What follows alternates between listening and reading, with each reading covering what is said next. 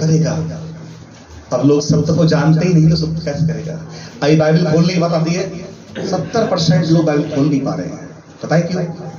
इसका ज्ञान नहीं है ना, किधर खोलना है, कौन सी किताब इधर है, कौन सी किताब पीछे है कि आगे है। मैं इसलिए बोलता हूं, सही शिक्षा के चरण जब तक नहीं जाओगे, जब तक मेहनत नहीं करोगे, कुछ नहीं मिलने वाला।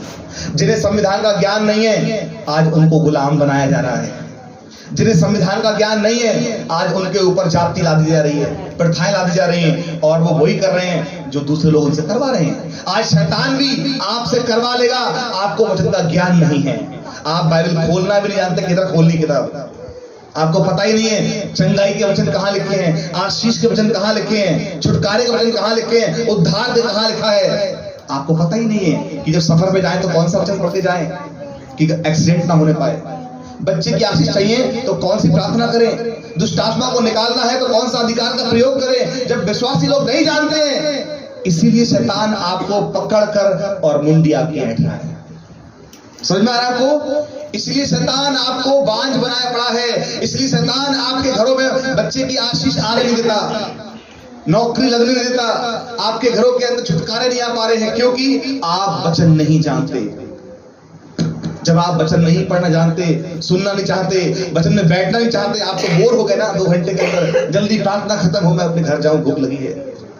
जा मेरी बहन, जा मेरे भाई, अपना पेट की भूख मिटा ले, लेकिन आत्मिक भूख जब तक खत्म नहीं होगी तब तक तू चंगा भी नहीं होगा। याद रखना, फिर समस्याएं वैसी की वैसी रह जाती हैं।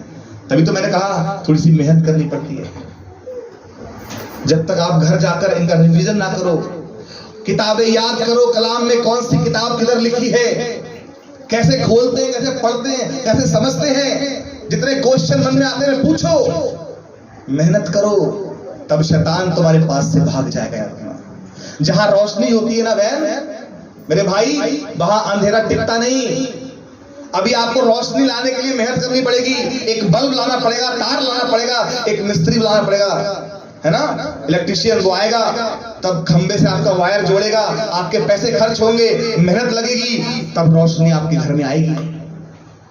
आएगी जाएगी, थोड़ी सी मेहनत करनी पड़ेगी, पैसा खर्च करना पड़ेगा, तब रोशनी आती है। लेकिन अंधेरा बुलाने के लिए कुछ नहीं करना है, मामूली सी बात है, स्विच ऑफ करके देखो अभी क्या होगा।